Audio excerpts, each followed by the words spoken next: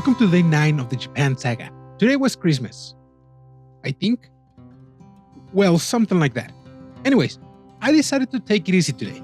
I had one more tour lined up that I booked through a site called Headout, a guided tour of Nijo Castle and Kinkakuji Temple. Now, my experience with Headout wasn't the best because I kinda got scammed. Not exactly by them, but more on that when we get to Tokyo. But one cool thing about Headout is that when you buy a ticket or tour, you get a nice little discount, either 10% or $2 off on your next booking.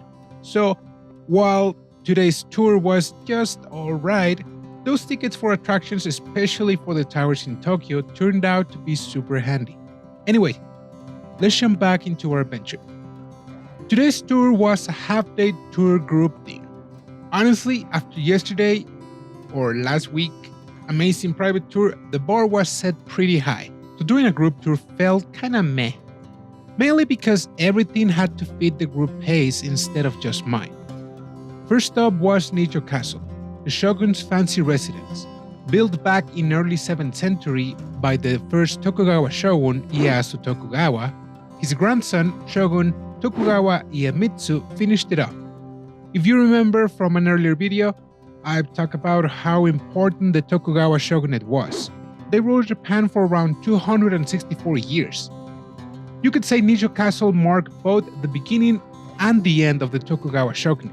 In the mid-1800s, Nijo Castle was where the 15th shogun Tokugawa Yoshinobu officially announced his retirement after losing to Imperial forces in the Battle of Toba Fushimi.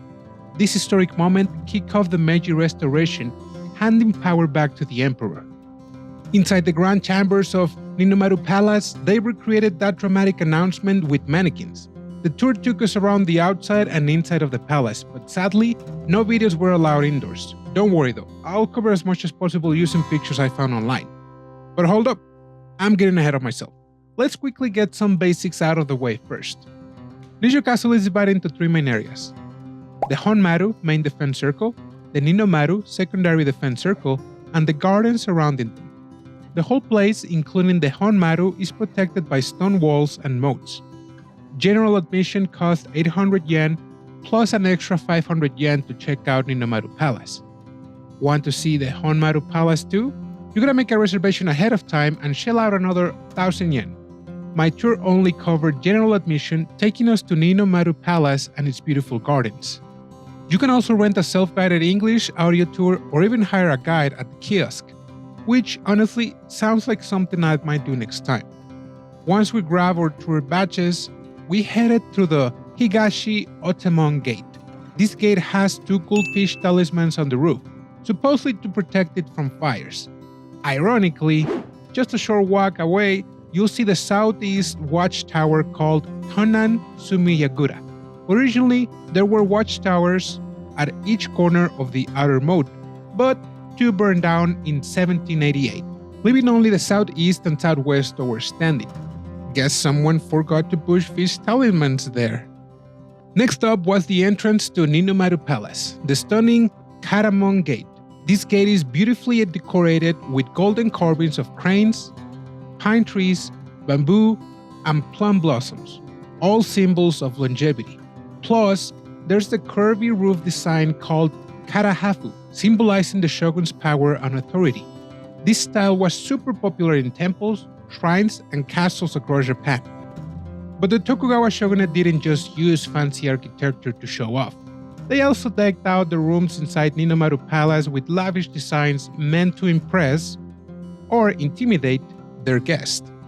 Before we went further inside, our tour guide decided we'd explore the gardens first. You could spot many cherry blossom trees that probably look stunning in spring, but honestly, since I visited in late December, they looked a bit sad. Just after passing the cherry blossom trees, but before Ninomaru Garden, we paused between the 2 main defensive rings leading towards Honmaru Palace.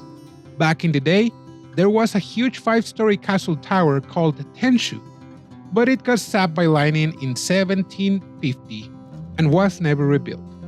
From here though, you get an awesome view of the typical Japanese castle layout: 2 concentric rings of fortifications, each with its own walls and wide moats. Finally, we made it to the beautiful Ninomaru Garden.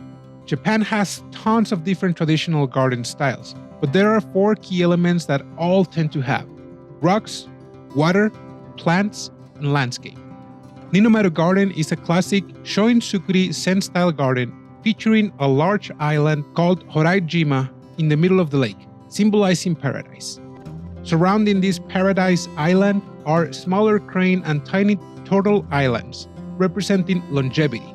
This garden was originally built alongside Ninomaru Palace, but in 1626, Emperor Go-Misuno visited, prompting Shogun Iemitsu to have the garden redesigned by Kobori Enshu for a perfect palace view.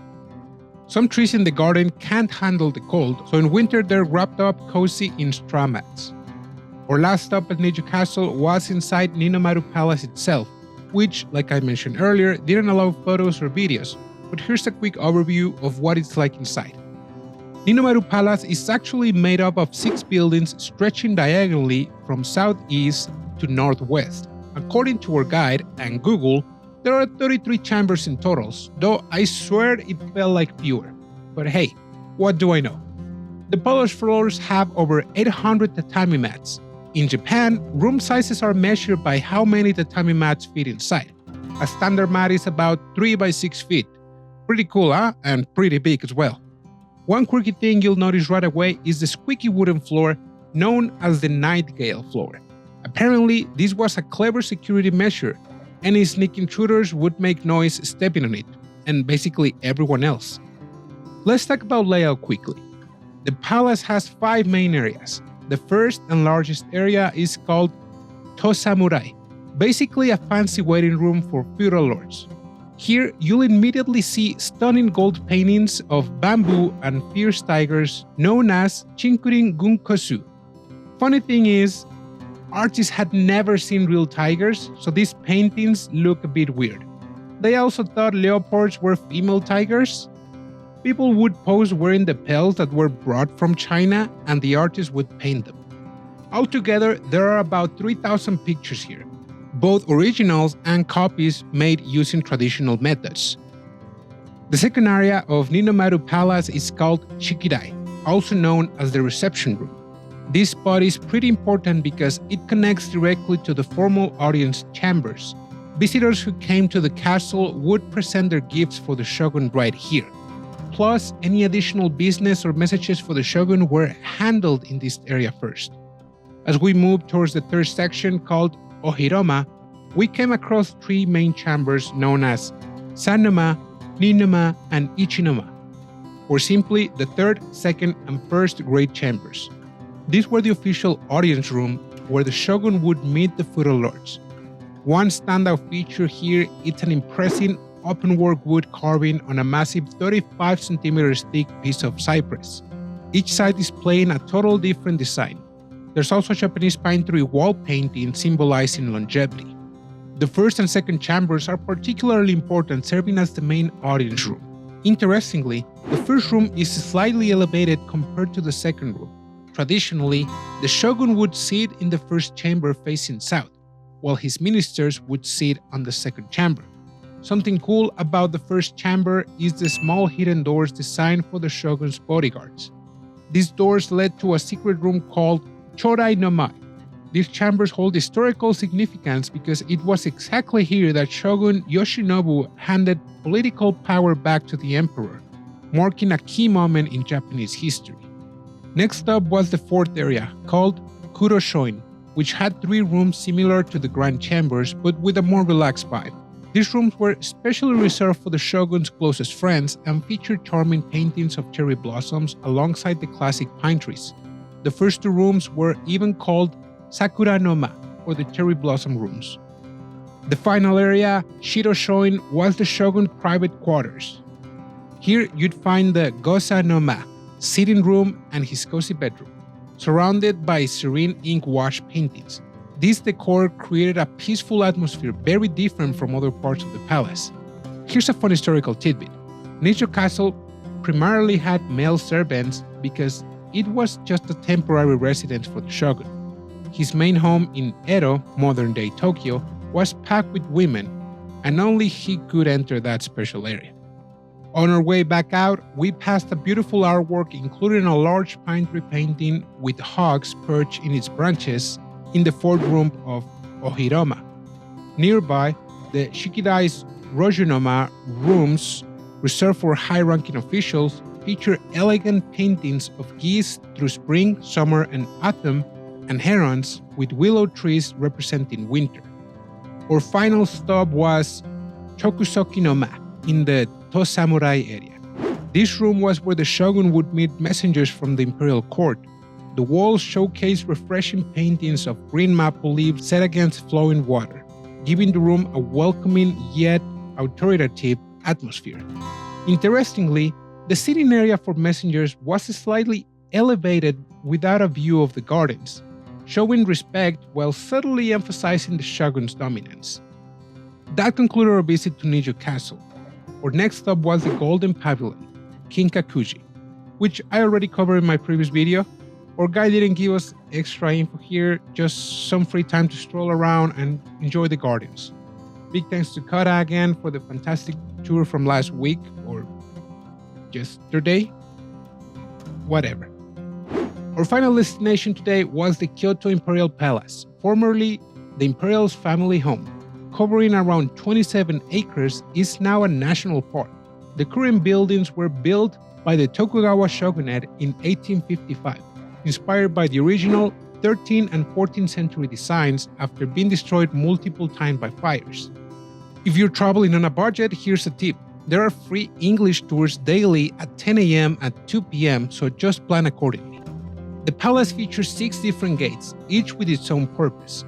We walked towards the Gishumon Gate, reserved for high-ranking officials, arriving in elegant ox carriages. This gate led to the Okuruma Yose entrance, marked by the Karahafu birchboard design, which we talked earlier.